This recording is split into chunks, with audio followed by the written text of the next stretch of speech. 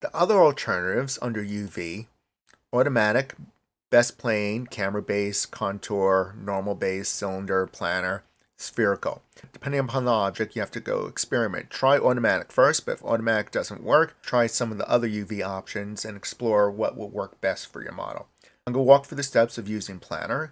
Planar is used often with flat surfaces. I'm going to map this texture with the brick image. So this way we could see Planar at work. Choosing the color for the brick image. Pressing the 6 key to preview textures in the viewport. Of course, this is where we were before. And we fix this by selecting this object, going under UV automatic. Instead of doing it that way, I'm going to select faces on front of this wall, just those faces, and go under UV Planar. Right now we see stripes. Why? Because this gizmo is projecting the image going straight through this plane. I need to rotate this gizmo and project it right onto the wall. Selecting this end, you can drag out the gizmo to make it wider. I know we're not seeing a change yet. The change will come when we rotate this gizmo. Off on this side, you'll see this handler. If you click on it, it will display a manipulator so we can do more. Remember, just click this little handle right here, and that will toggle between what we could do. This was a scale, and this is a rotation. Select right here and just rotate. Now you can see this planar projection projecting right onto the wall the texture that we need. As I rotate, take a look off into the right side attribute editor. You can see the Y value is changing. So when you figure out what Y value should be, looks like it should be down to 0. You could just go here into the planar projection tab and type in 0. Now it rotates right to the wall. You need to scale it still. You can drag it down or drag it up. When you finish with the projection, you click off.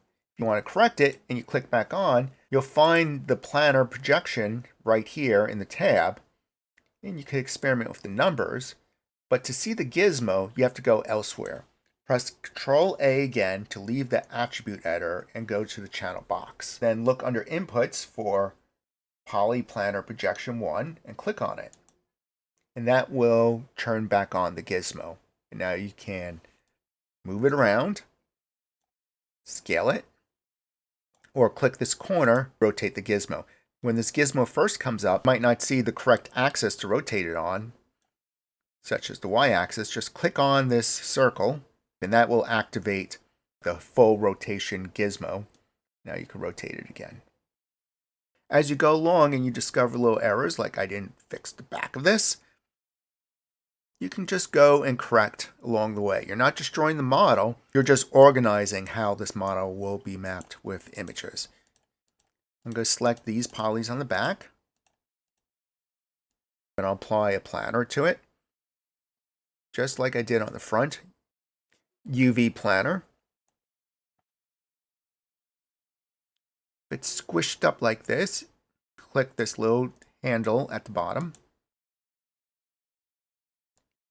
And from there, you could click the scale and drag it out. Click the outer circle that represents the activation of the rotation gizmo. And start rotating it. Taking note, even in the channel box, you could see the numbers. So I think it's going to be 180. And when you know the number, you could just type it in. 180. And continue adjusting.